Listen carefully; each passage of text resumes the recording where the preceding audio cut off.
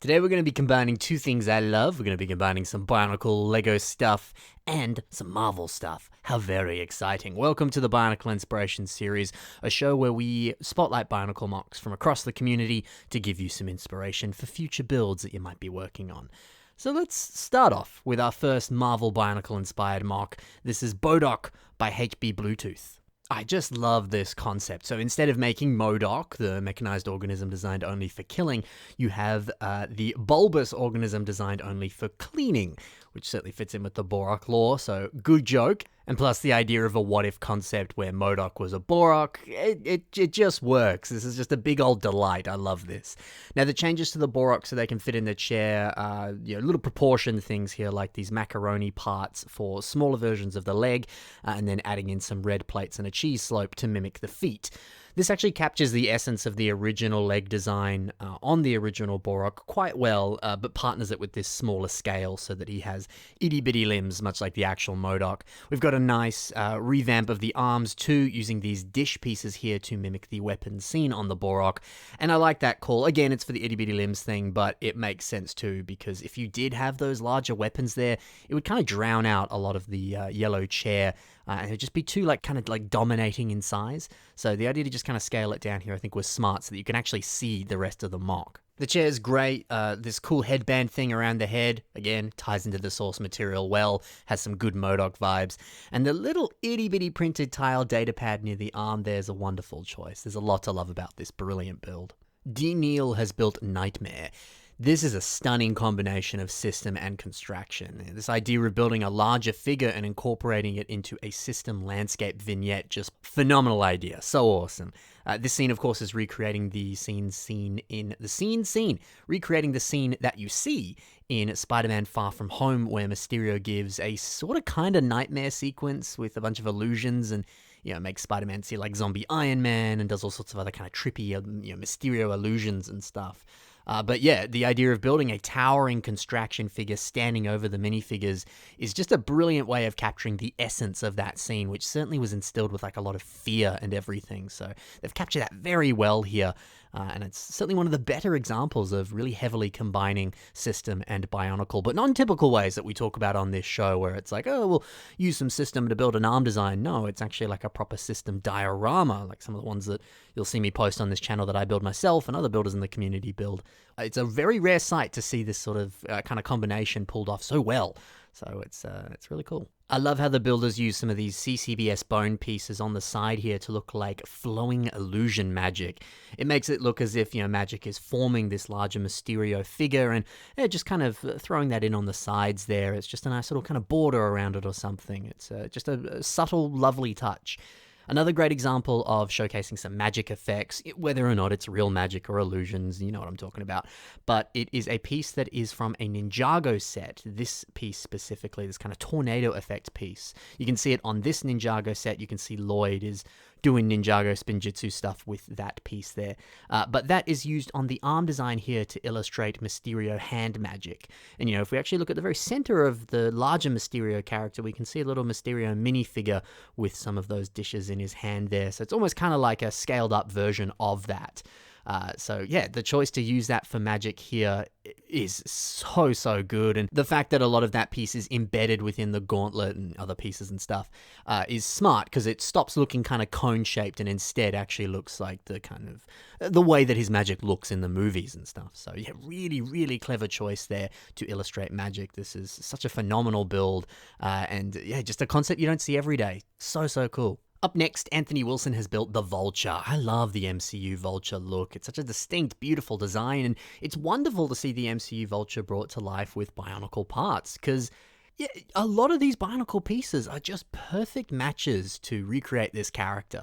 So, for example, Lewa G2 had these gunmetal blades at the top of their weapon there, and when we see them spammed all over these wings, it makes for a great design that looks pretty accurate to the source material.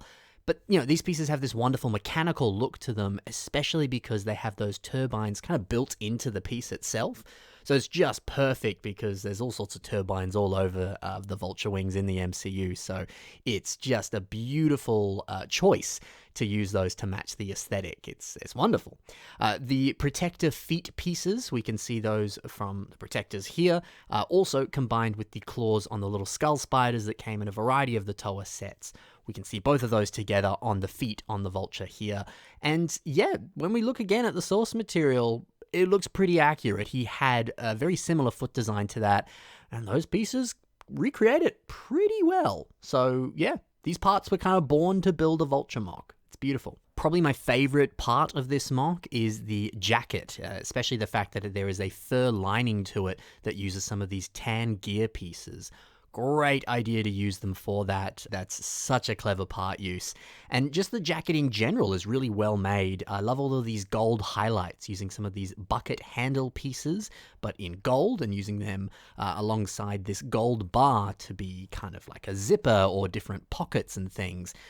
Those tiny additions there really, really sell the fact that he's wearing a jacket, and they just look so cool. Combine that with the beautiful head design, as well as a bunch of just, bone pieces and, Hero Factory shell parts to perfectly recreate the, claws on the end of the wings. Just phenomenal. This is a brilliant take on the Vulture. Anthony killed it with this. So good. We're going to end with two MOCs by Shied Bricks now. The first one here is SpiderHam. It's so impressive to see how the builder has captured the cartoon-like look of this character in LEGO. It's a really tough thing to nail curved or bulbous or round surfaces with LEGO, but they perfectly did it here, and it just looks so good. The real MVP on this is this piece, this corner dome element. Here it is on Bricklink. This perfectly shapes the SpiderHam head. It works so well. I think it's just so satisfying to see a piece used, and it just absolutely nails the original source material. I think there's a lot of different LEGO pieces out there that are curved or do have some sort of roundness to them that could potentially, serve a similar purpose to this and build a very cartoon-like looking head. But I don't know, man. I think that piece was similar to what we were saying on the Vulture. It was born to be used on this MOC. It is just the perfect fit. And you combine that with the mouth using a few more curved slope pieces. Actually, let's compare this to the source material itself. It's a seamless recreation. More stuff on the face that's cool is the use of these dots quarter tile pieces for the eyes and for the nose.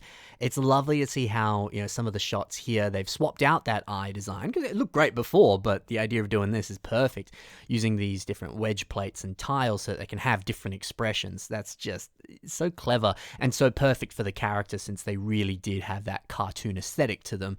And you can really get away with that here on this MOC. Such a simple but very, very clever look. I also love these very square arms and legs. It's very blocky, and it obviously makes it look like Lego, but that's something that I think fits that cartoon vibe perfectly.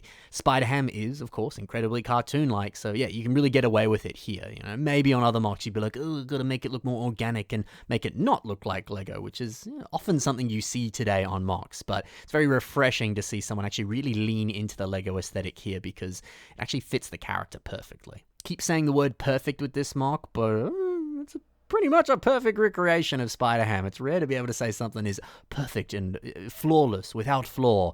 But I don't know, this one's up there. From one flawless MOC to another one, this is also by Shied Bricks, and this is possibly the best SpiderGwen MOC I've ever seen, or possibly even just the best Spider-Verse related character build I've ever seen. This is so well crafted. We'll start off with the top of the MOC here. The wonderful shaping to this hood. That's so cool, and it's just really using a bunch of different tiles to achieve that. They've somehow managed to get that perfect angle to all of them so it mimics the shape of a hood. But man, does that look so good. And then the head design itself, brilliant. The choice to use these triangle road sign pieces, here they are on Bricklink, to form the shape of the mouth is magical. The three of them angled together really just brings out this face design in such a unique way. I've never really seen any face designs built in that manner, but it works. And then we've got another one of those triangular pieces on the forehead, and it's great to see how the eyes wrap around those parts there. It just looks so pretty and so cool. And I don't know, I really don't think there was any other way you could build this face design and have it look so accurate and so cool. Really well done. I'm sure most of you are familiar with what SpiderGwen looks like, but here is the source material, of course, and you can see that uncanny resemblance between the two, just exquisite. The arm design is simple but elegant, using more or less just plates and curved slopes, well, tiles as well. Still, it's a relatively simplistic design, but it gets the job done. This elbow connection might be one of my favorite parts of this. It uses these slightly newer clips, which are those dots quarter tile pieces, but it is a 1x2 version of them instead, so it's sort of like a half circle. I love that. I think the smooth angles on the edges of that piece make this area blend in with the upper and lower arm really well, especially because if you were to use a plate or a tile here, the square edges of the rectangular shape of that might make it look just a little bit off or a little bit too blocky. But yeah, those smooth angles there, it just creates a perfect flow between each individual section. It's really cool. And it's always great to see newer pieces actually being used on MOCs, because I know I do that all the time. I'm like, oh, this new piece is so exciting. Anyway, I'll use it later, and I don't end up touching it for a while. But, good to see new pieces in action. Always a pleasant sight. The shoe design's also cool. We spoke about those bucket handle pieces on the Vulture before. They are being used as shoelaces here. That's so cool, and it immediately conveys that these are the Chuck Taylor shoes that she was actually wearing in the second Spider-Verse movie there. So yeah, really cool.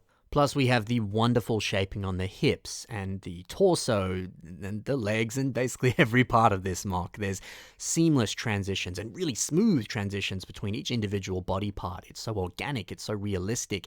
It's just so rare to see a system construction MOC like this where you can't really see any of the seams or gaps in between the joints and different areas.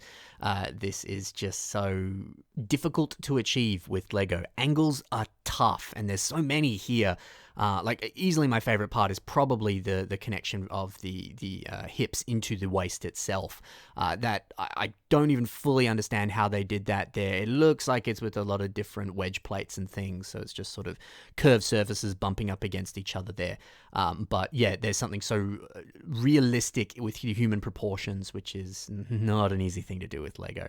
The one trade-off with that, though, there is an Instagram comment here where someone asked how many points of articulation does this character have, and they said not many. This is more like a statue. So I know sometimes people are like, it's got a pose as well, which I can understand, but given how realistic this looks and how much it matches human anatomy and stops kind of looking like Lego to some degree, if I was looking at this from a distance and you told me this was like a sideshow collectible figurine that isn't Lego at all, I'd believe you.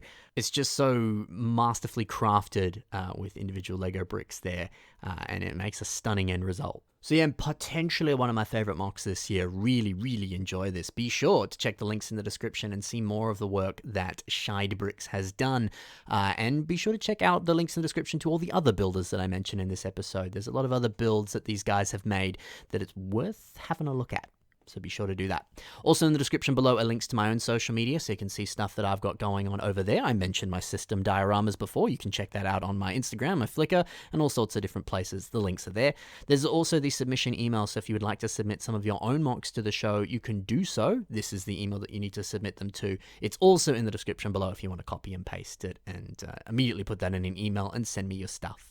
Otherwise, that's it. I hope you enjoyed taking a look at some Marvel and Bionicle combinations here. A lot of cool MOCs today. Thank you for watching. Happy building, and bye for now.